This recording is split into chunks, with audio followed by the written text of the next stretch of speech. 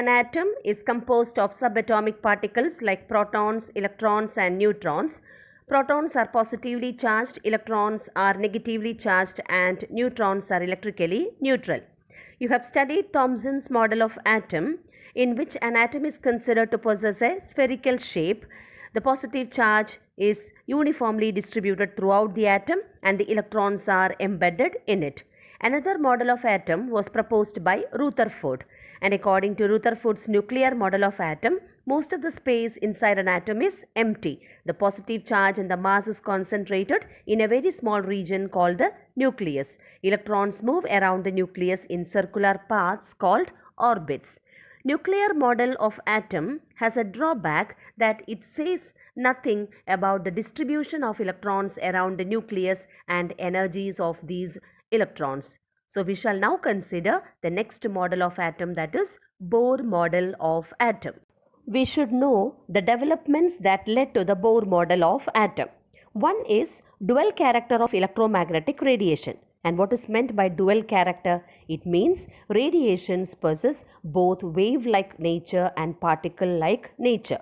Another development which led to the Bohr model of atom is the results which were obtained from the atomic spectra. What is meant by electromagnetic radiation? When electrically charged particle moves under acceleration, electric and magnetic fields are produced and transmitted. These electric and magnetic fields are transmitted in the form of waves. So these waves are called electromagnetic waves or electromagnetic radiation. Light is a form of radiation. In earlier days, light was supposed to be made of particles, but later the wave nature of light was established. So light waves are associated with oscillating electric and magnetic character. Now let us discuss about the properties of electromagnetic waves.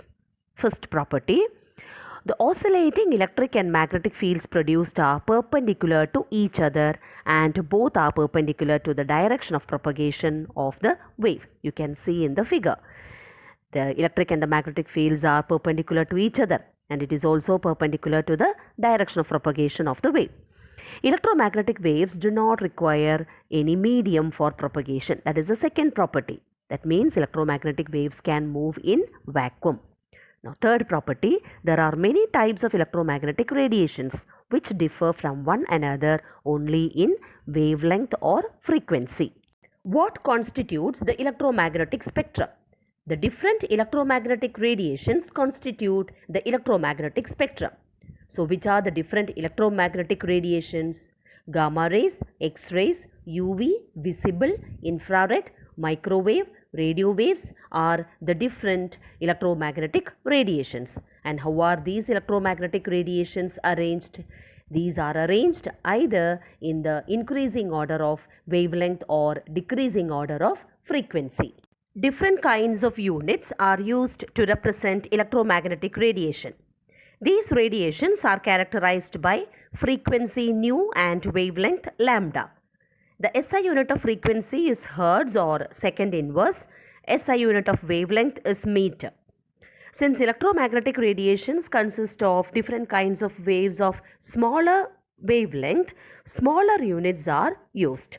All the electromagnetic radiations travel at the same speed in vacuum and the speed is equal to 3 into 10 raised to 8 meter per second. This is the speed of light and it is denoted by the symbol c. So we have the relationship c is equal to nu lambda. Wave number nu bar. Wave number is defined as the number of wavelengths per unit length. Its unit is the reciprocal of the unit of wavelength, so that is meter inverse. It can also be expressed in units of centimeter inverse. Electromagnetic radiation possesses particle nature as well as wave nature.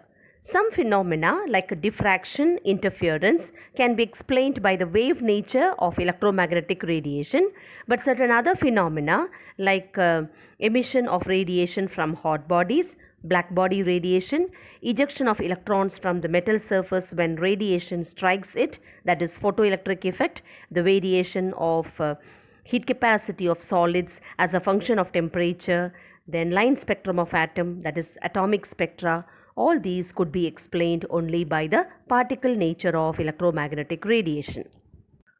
We know that when an iron rod is heated, it first turns to red and it becomes more and more red as the temperature increases.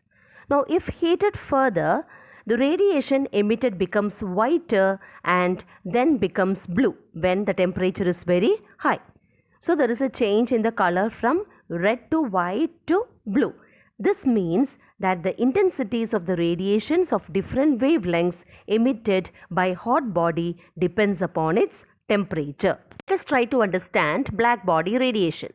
An ideal body which emits and absorbs radiations of all frequencies is called a black body, and the radiation emitted by such a body is called black body radiation. Actually, no such body exists. Now see the graph. For a black body at a given temperature, the intensity of radiation emitted increases with increase of wavelength.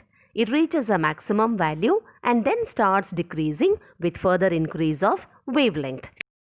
Attempts were made to predict the intensity of radiation as a function of wavelength. It was Max Planck who gave a satisfactory relationship. Max Planck assumed that radiation could be divided into discontinuous or discrete packets or units of energy. So he suggested that atoms and molecules could emit or absorb energy only in discontinuous quantities and not in a continuous manner. And what is that smallest quantity of energy that is absorbed or emitted known as? It is known as quantum. So quantum is the smallest quantity of energy that can be emitted or absorbed in the form of electromagnetic radiation. In the case of light, this smallest unit of energy is known as photon. The energy of a photon is given by the equation E is equal to h nu, where nu is the frequency and h is the Planck's constant. Its value is 6.626 into 10 raised to minus 34 joule second. Thus, it is found that energy is directly proportional to frequency. So, E is equal to h nu. According to Max Planck, atoms and molecules can emit or absorb energy only in discontinuous quantities. It means energy cannot have all the values in a continuous manner. It can have only discrete values. Which are the values possible, like h nu, 2 times h nu, 3 times h nu, or in general n times h nu. So that is why we conclude that energy is quantized.